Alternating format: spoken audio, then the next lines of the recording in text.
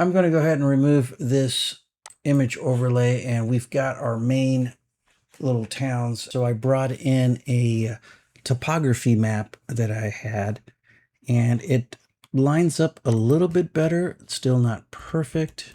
That looks a lot better in terms of getting things to line up. This is going to be close enough for this scale to do a map. Now we know where all the mountains are at, and we can start really painting this. Now we have this whole area up here which we did not get on the topography.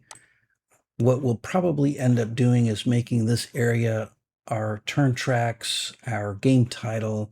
This is our main map. Let's go ahead and color it in. We have several different topography areas. We're going to start with the mountains, and then some of the yellow will be hills. Jump over to the tools and to the brush. And we can do several things here. We can just use colors, these custom colors, to create our hills, or we can do the mountains and hills here. We've added Alps, which is kind of a snowy area. And for different scale maps, we now have ice and snow. But for this, we are going to probably just start with the mountains, and this will give us kind of an old Avalon Hill SPI game look to it. So let's go ahead and just draw. Of course, when you do this, you kind of have to sort of think about how the rules will play out in terms of cost of movement and things like that. And you could always come back to the map and change it as you like. With the hills terrain, we're going to now create our second variation. I like to draw them right into the area of the mountains, and then you'll have a nice transition between them. So this campaign in the Battle of Pindus was one of the first major wins for the Greek army, and that's because they were kind of prepared. They kind of figured out that the Italians were going to invade from Albania, and they had some of their best units there. A lot of their mountain units were there and ready to go. Let's just say that the Italians really got hit hard there. So this is kind of the boring part where you're just drawing, and you see that some of the terrain's disappearing.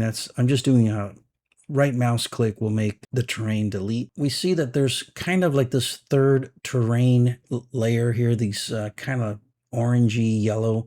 I think I'm going to give this another round of terrain layering. Let's see what this looks like so far. Wow, a lot of mountains there. Okay, turn it back on, and we're going to go with the first custom color. We'll come back and change this up a little bit, but kind of like what we did with the hills, just run this texture right into the hills, and it'll just kind of have this really nice blend. All right, we're almost done. If you were doing this in Adobe Illustrator, you would probably be drawing all these contours by hand and then coloring and having to manage layers and so forth, and it would just take forever. And this is the reason that I created this tool, so that we could do these much faster. This could be a final game, or this could be just a sample to show your clients if you're a publisher or an independent map designer. So this is just a quick way of doing these designs. So I think we're ready to preview this again. Let's go ahead and take the overlay out. Wow, that looks a lot better already. And I think I'm going to change the look of the map. We're going to go over to Style. And we have all these defaults here that I've created. And eventually, I'm going to add here something that you can save your own defaults. But if you do have your own colors that you want to use over and over again, there is a way to save those settings, and I will show you how to do that in another tutorial. Let's go ahead and preview the different ones that we have. That's one variation. We can definitely go with this if we wanted to. We can go with a more classic look, operational. The clear terrain is still kind of tan, so we're going to change that to a green color. Go back here, click on clear, open terrain. Let's scroll down and let's give it a color, or actually, no, that was wrong.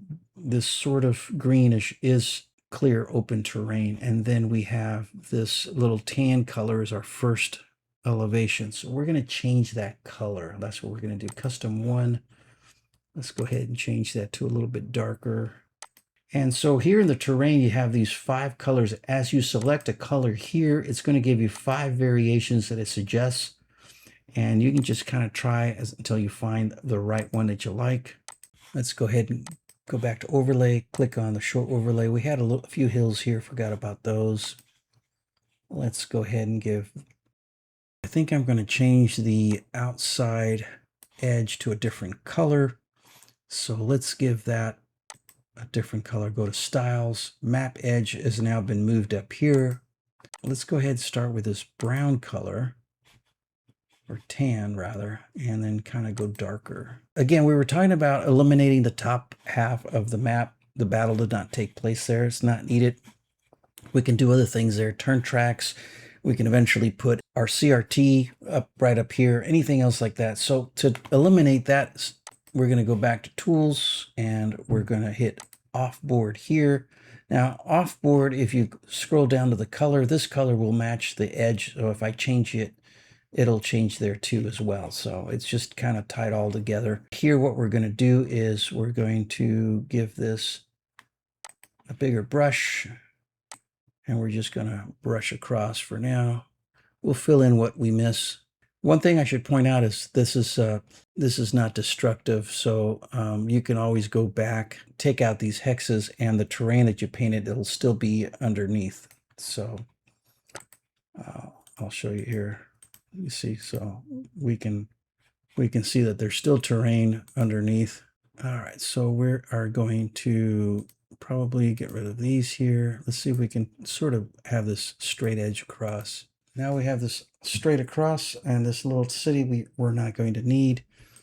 I'm going to right mouse click that, and now we can put in things in here like our turn tracks and so forth. So let's say this is going to be 16 turns. We're going to go here to the boxes and tracks. We're going to click on turn track. And this is a pretty cool little feature here. Let's go ahead and give the sequence title is just called turn sequence. We are going to have, we said we were going to have 16 turns. So we're going to have 8 columns, 2 rows. Then you just click anywhere. Let's put it here on the right side. And now we have a turn track. Now this turn track is in 1/2 inch, and that does not work for us because we were using 3/4 inch. So let's just move it over. Once you have it where in place where you like it, then you hit enter, and that then will set it in place. If you don't like it, you can just right click it and remove it. So let's right click and remove it, and let's go ahead and change the title color. So title color and title fill. I can do the fill in black, and we're going to do this in white. Let me show you what that, see, now we have this black with white writing. Actually the white is too white, so we're going to go ahead and put this color here, kind of reversing it. I like that. We're going to hit enter. There's our turn sequence. Now, let's say we have a single box. We need this box is going to be for cards. Let's say the cards are 3x5. You just hit 3x5, click on any place, and let's go ahead and set it up here. Let's go ahead and move it here next to the turn sequence right there. This will have our card space. Hit enter to set it. And then here we could put our title. We could put a CRT. Whatever we want to do. We'll probably put a CRT here, and I'm going to put a title up here on the top right hand side. So let's make that really big. Battle of. All right, I like the Verdana, and we're going to put it right here. It's a little bit too big, so we're going to make it smaller. I like it. We're going to go ahead, enter. That sets it in place, and now we're going to give it a subtitle. So now we have an area for card drawing. We have our turn sequence. We have our title. We'll put a CRT here later on. And we've done a fair amount of map making already. The most important takeaway here, I think, was that first feature to get those really smooth coastal lines. as players, we're all going to get very picky here on what terrain can be moved on, what cannot be used, that sort of thing. So we see little hexes like here and maybe here with a little piece up here, and it's going to come up in question. Is that a hex that I can move into or not? To avoid that, we simply can go back to brush, find a custom color. Let's go ahead and go with custom 6, and we're going to make that a dark gray. And all we have to do is control right mouse button, and what it's drawing here is the entire hex. So like this little sliver, that can't be moved on. This little sliver can't be moved on. So control right mouse click, and now we're gonna define those areas that are non-movable, and this will eliminate any player questions that come up. We all do that, right? We can just eliminate some of these hexes from being an issue in our gaming, because really the whole point of this is to have fun playing, right? Again, this one's going to be tough because you have this lake and it's like, can you move from here to there? Best thing to do, control right mouse click. That's a non-movable. Now you have to move around. Same thing here. We can just click this little island. We know that can be moved on. And I think that's it. I don't know if I missed. Oh, there's these here. So let's get these here. There. Now we have non-playable hexes. Oh, there's one right there, a little sliver. And we're pretty much done. Hit save along the way. You can decide to put non-movable areas. We can do a lot of other things. One of the things we can do is go to hex side borders here, for example, and then go to hex side edges. And here's the default color, hex side edge color and size. So if you wanted to, prevent movement across this way, you can just now click this hex side, hit enter, and there, these are non-crossable. You can't cross from here to here. You can go this way, you can go around, and that eliminates again player confusion, questions that come up, things like that. Same thing here. We can certainly do that. Can you go from here to here? Absolutely, because there's just a little bit of land area here. But if you wanted to prevent that from happening, you can just click that, and there, now it eliminates all that confusion. A right mouse click to remove it. Can you move from here to here? Let's go ahead and say no to that. This can also be used for designating cliff areas or just areas you don't want to be able to cross into.